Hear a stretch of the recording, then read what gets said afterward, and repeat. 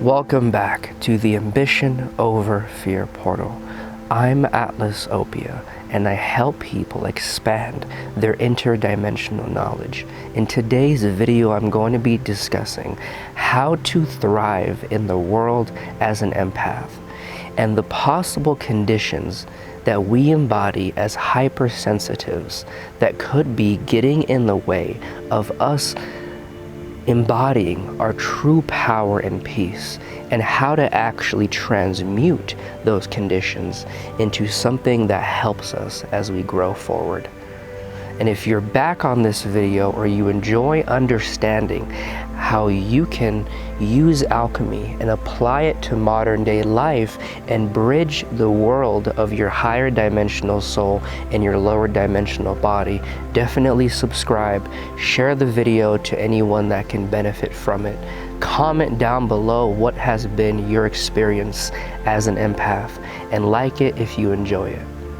Now, to get right into it, being an empath and a hypersensitive means we have an increased awareness of the energy inside our system and outside of our system. And if you look at everybody's energy field, you can imagine a net. The net of an empath and a hypersensitive has larger holes, which means more energy can come out and more energy can come in.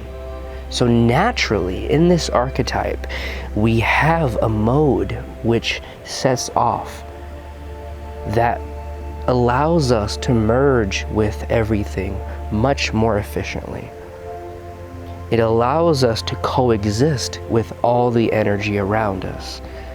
Now, even though on one level, everything is one in this universe, and everything you experience is connected through the consciousness of your own soul, because your soul is the universe getting to experience itself in an individualistic manner.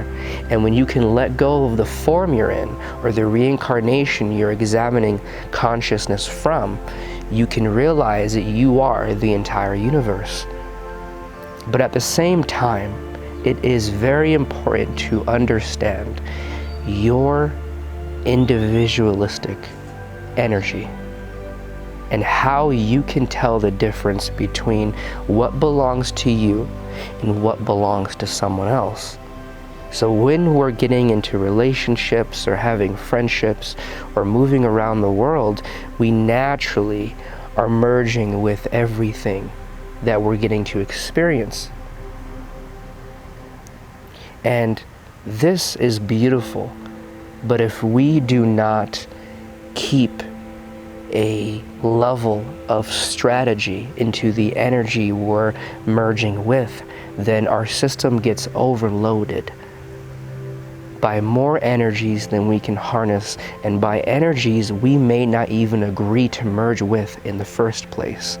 And this is where empaths and hypersensitives feel that vulnerability when being in large groups of people, or when being around people in general.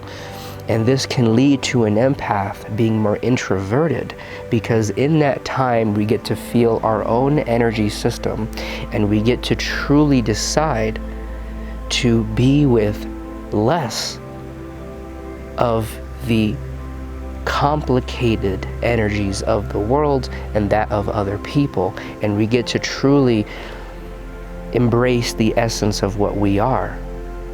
So how do we merge this sovereignty with the world around us? And this comes into play when you can create a barrier around your world. When you can go into your own world that does not have anybody's energy but your own, regardless of where you're at. See, we get to feel that when we're alone. We get to feel that when we're doing our hobbies.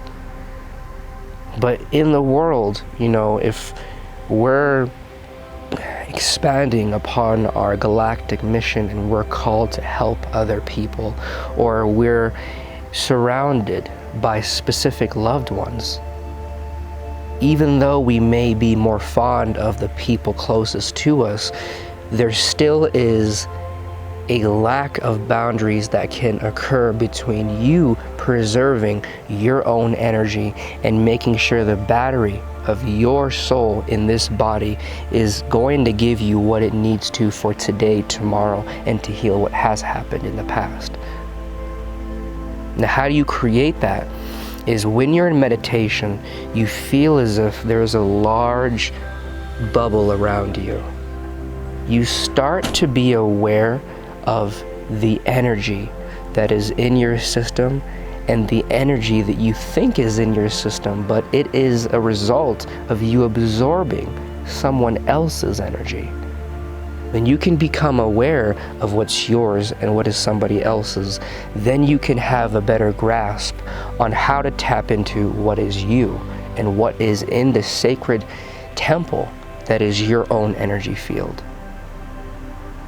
Another thing is realizing when you're around people, right? You have to remain sovereign to a certain point. Meaning, as you're walking around the world, you can almost feel everybody's individualistic energy fields. And you imagine that each person you see has a bubble of energy around them. And every location you're in has energy floating around that location, depending on what occurred in that location, which unloaded a particular energetic code or information into that field, which allows you to pick up on an energy in a location. And when you do that, you can allow yourself, when you're interacting with people or you're in public, to have your bubble merge into somebody else's. And then in that moment, you are participating in an emotional connection with them. You're extending your mind to the conversation you're having, but you understand that there is a bubble around you. And this bubble is not meant to block people out.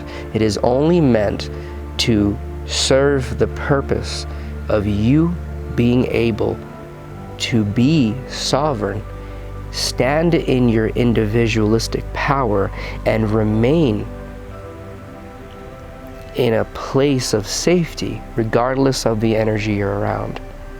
So when that happens, you can merge your bubble with somebody else's, and at times you can go deep in them and have that soulful connection. But when that is occurring, you can have moments during the conversation or the day when you're around somebody when you pull your energy back in to your own field. Maybe when the conversation is done and you're walking next to them, or when the conversation gets too deep and you feel as if you're wanting to connect with the person, but you're not wanting to be responsible for their shadow and absorb what they're going through. That way you can pull your energy back in, put a bubble up, but still be connected to them. So as an empath, thriving in the world really is about you being aware of when your consciousness is in your own field or somebody else's, and then giving an intention, a command to the energy field while you're connecting with somebody. What are you trying to accomplish when you're merging with somebody's field? Because if we don't assign a particular function to us taking our consciousness and moving it into somebody else's field when we're having a conversation with them, then we're basically allowing the other person's subconscious intentions and maybe our subconscious trauma and shadow to truly lead what we're doing in the conversation and how we're relating to somebody. So have the intention of, I'm going to share a beautiful moment with this person. I'm going to be in their presence so I can experience their soul and my soul sharing this intertwined story and world. But even when you're merging, remember to take this very solid and thick structure of energy that surrounds you.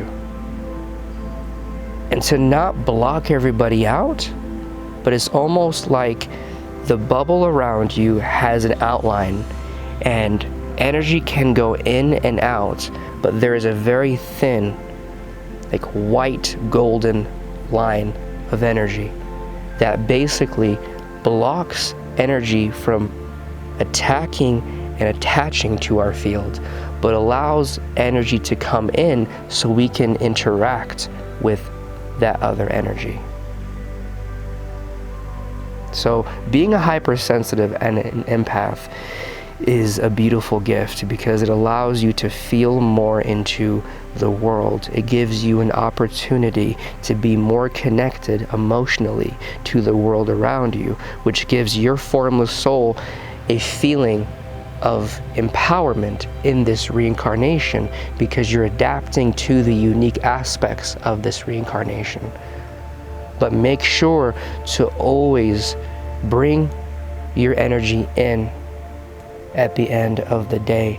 And when you're around people, remain in an individualistic manner, so then you can be solidified when a trigger comes up. You can feel confident if you're supposed to act in a certain manner depending on what you guys are doing. You can stand on your 2 feet, metaphorically. And even when you're merging with people, you now have an understanding of, okay, when I merge with them, I feel this feeling. Why is that feeling coming up? And then you can identify maybe something they're going through. Then you can pull your energy in and remain in this sacred bubble of protection and self-respect as you engage with the person. Now, it doesn't necessarily mean you're going to block them out, but you're having a more calculated manner of interacting with the world. You're basically allowing your sensitivity to not work against you in that way. Well, thank you guys for joining today. I make videos every Tuesday and Thursday. If you're wanting to expand your consciousness to a point where you embody more power and you encounter more magic during this reincarnation, definitely subscribe. Share the video to anyone that is interested in these topics, and like it if you enjoyed it, and let me know what you've gone through in the comments down below. And if you're also looking for more guidance on your path and you feel as if the power of your soul is wanting to shine through in this moment, but you may not understand how that is possible or what is the next move, consider my galactic quantum coaching. I've channeled a collection of interdimensional skills for the wizards and the starseeds that are wanting to remember and activate and play with the power of their highest frequency reincarnation in this body. Because we're all wanting to learn and expand, but the key is learning how to apply specific information and skills to what you're trying to do in the moment.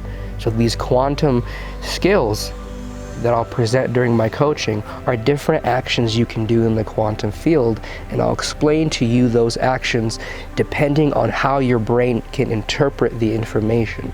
So I'm coding my entire learning and teaching style to you while we're in that exchange. Well, thank you for being here, and have an amazing day. Be in power and peace, and realize that you are enough. You don't have to continuously feel like you need to do better, because you may not accept the imperfections of this moment. Allow them to be a unique aspect of your story, and the fact that you get to experience both sides of the spectrum. All right, talk to you guys soon. Bye.